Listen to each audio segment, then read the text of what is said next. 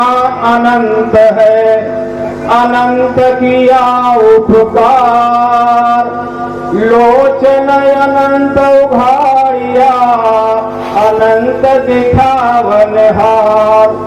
गुरु की महिमा अनंत है, कह न सके श्रुति से, और गुरु की कृपा कटाक्ष से रंग हो नरेश।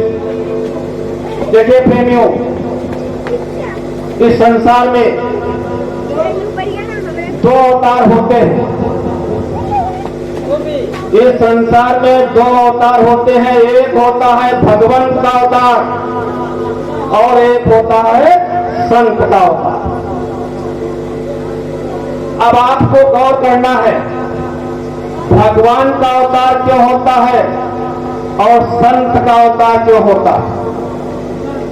भगवान का काम है कि जब जब हो धर्म की हानि, ओ बाढ़े असुर अधम अभिमानी, तब तब प्रभु धरि मनुज शरीरा, और हरहि कृपा सिंधु सज्जन पीरा। ये भगवान का काम होता है। और संत का काम क्या होता है, जो हमारे आपके अंदर जो पाप होते हैं उनको क्षमा करके और उन नाम की दौलत बख्शिश दे करके हमको अपने निर्धाम ले जाते हैं। देखिए प्रेमियों, भगवान राम को आप सब लोग जानते हैं। भगवान राम भगवंत का अवतार। अब भगवान राम के सामने कौन आए? भगवान राम के सामने रावण आए। बोलो, रावण पापी था या कौन था? रावण पापी था। तो भगवान राम ने क्या कौन सा काम किया? उस पापी का ही हरण कर दिया, यानी पापी का ही खात्मा कर दिया। और संत की शरण में देखो, आप लोगों ने वाल्मीकि का नाम सुना होगा। तो वाल्मीकि का पुराना नाम था डाकू रत्नाकर। और रत्नाकर डाकू लुटेरा था, चोर था, डकैत था, सब उसके पास कम थे। लेकिन उनकी शरण में, इनकी शरण में, सत्य ऋषि की शरण में जब गया तो उसका परिवर्तन हो गया। क्या कहते हैं? उल्टा नाम जपत जग जाना, ओ वाल्मीकि भय ब्रह्म समाना।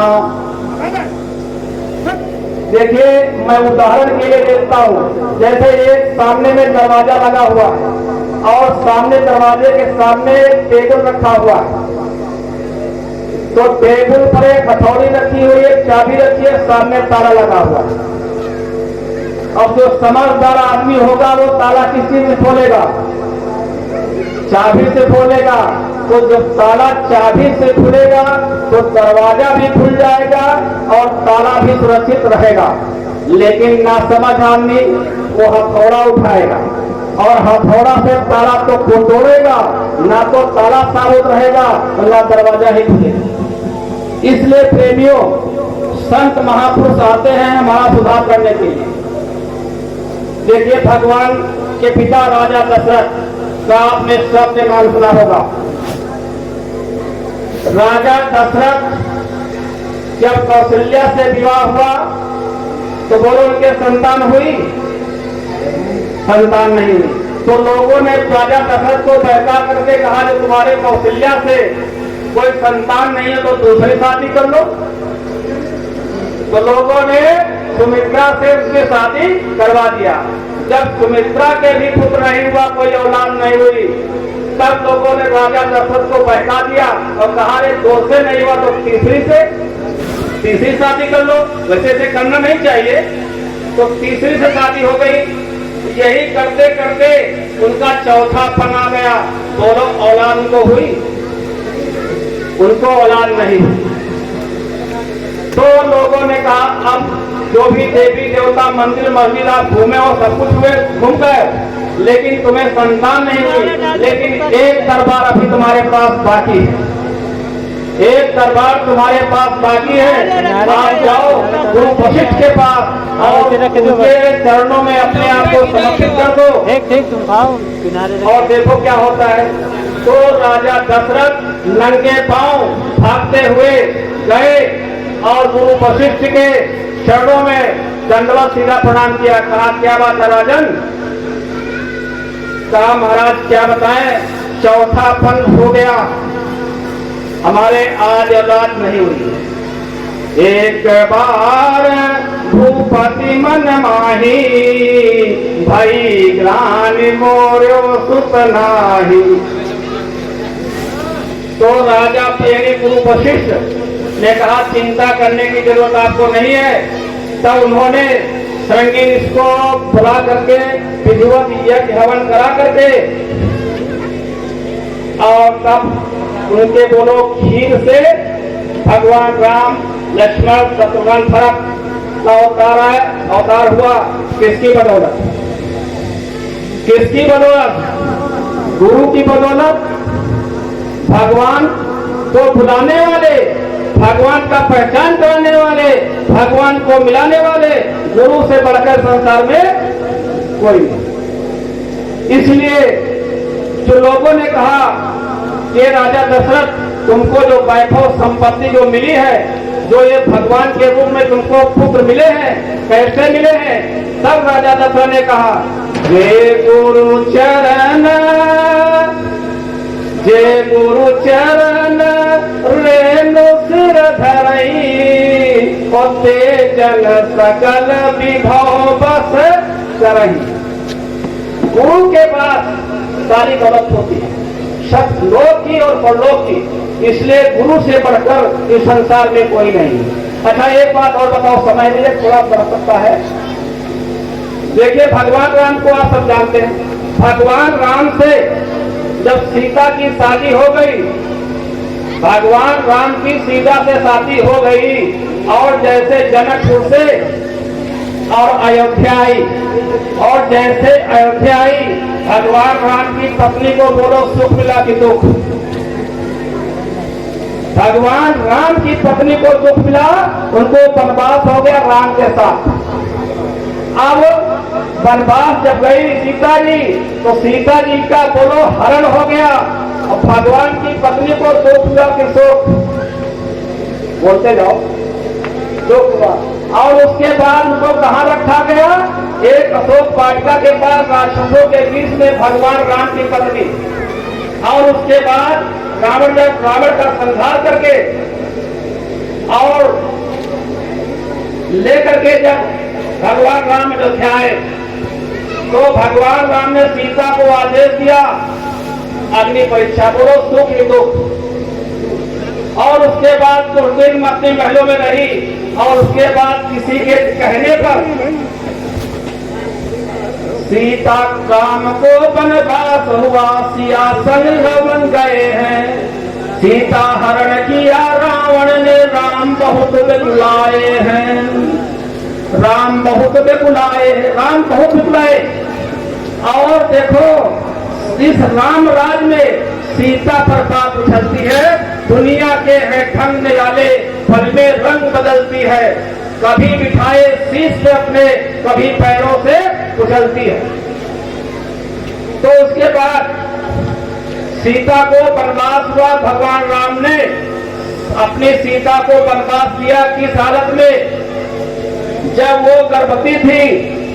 उस समय माताओं बहनों को इस संसार की जरूरत पड़ती है, लेकिन भगवान राम ने उनको वनवास दे दिया, और वनवास जंगल में बिलखती रही, और उनको शरण कौन दिया?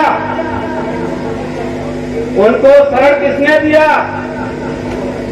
महात्मा ने, वाल्मीकि वशिष्ठ, वही वशिष्ठ। उनका नाम जपत जग जाना, ओ वाल्मीकि भय ब्रह्म समाना। वाल्मीकि ने कहा बेटी तुम्हारा संसार में कोई नहीं, तुम मेरी शरण में आ जाओ, मैं तुम्हारे दुख को हरण करूंगा। ये होता है संत और भगवंत का अवतार। भगवान राम ने अपनी भार्या अपनी सीता को सुख नहीं दे पाए, सुख किसने दिया? महापुरुष ने। इसलिए प्रेमियों, हमको आपको जो गुरु मिले हैं वो गुरु ऐसे वैसे नहीं है। इस संसार के सबसे बड़े सबसे श्रेष्ठ गुरु हमारे बाबा जय गुरुदेव जी महाराज। अरे बोलो बाबा जय गुरुदेव जी महाराज इस संसार में आए, फैशन के युग में आए, और ऐसे महापुरुष ने आप अपने बच्चे को कहो बच्चा शर्ट पहन लो, तुम्हारा बच्चा घर छोड़कर भाग जाएगा। बोलो भाग जाएगा? नहीं भाग जाएगा। लेकिन परम संत बाबा जय गुरुदेव जी महाराज ने एक आवाज पर 1 करोड़ को टाट पहना दिया। कोई मामूली शक्ति है? ऐसे परम संत बाबा जय गुरुदेव जी महाराज के हम आप शिष्य हैं। और बाबा जय गुरुदेव जी ने ये वादा किया है कि हम आए वही देश से जहां तुम्हारो धाम, और तुमको घर पहुंचावना एक हमारो काम। बात हमारी मान कर वो चलते मेरे साथ, और भूल नहीं पड़ती कभी सिर तेरे गुरुहा। तेरी रहनी साधकी और गुरु का तेरा साथ, और तू झुकता गुरु चरण पर तो ही जगत झुकावत मात।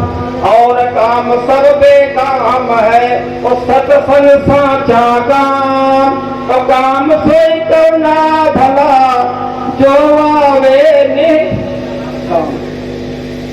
जो अपने काम आने वाला है हमको वही चीज करिए। और बाबा जय गुरुदेव जी महाराज ने कहा सत्संग में जब आप आते हो, जो भी आप समय सत्संग में देते हो, वो सारा समय आपके भजन में जोड़ दिया जाए।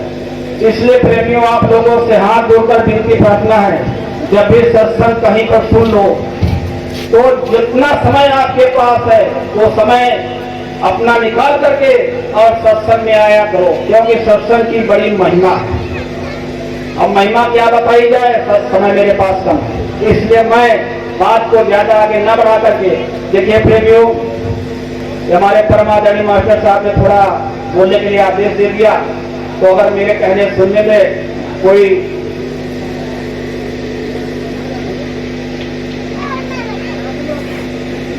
तो देखिए हमारे बीच में अभी हमारे मास्टर साहब थोड़ा आपको थोड़ा बहुत कुछ कहेंगे, उसके बाद उनकी कैसी योजना है वो आपको बताएंगे। इसलिए प्रेमियों, हमको आपको श्रद्धेय हुजूर महाराज के कंधे से कंधा मिला करके हमको आपको जो भी आदेश मथुरा से मिले, हम उस आदेश पर हमको आपको कुर्बान होने की जरूरत है।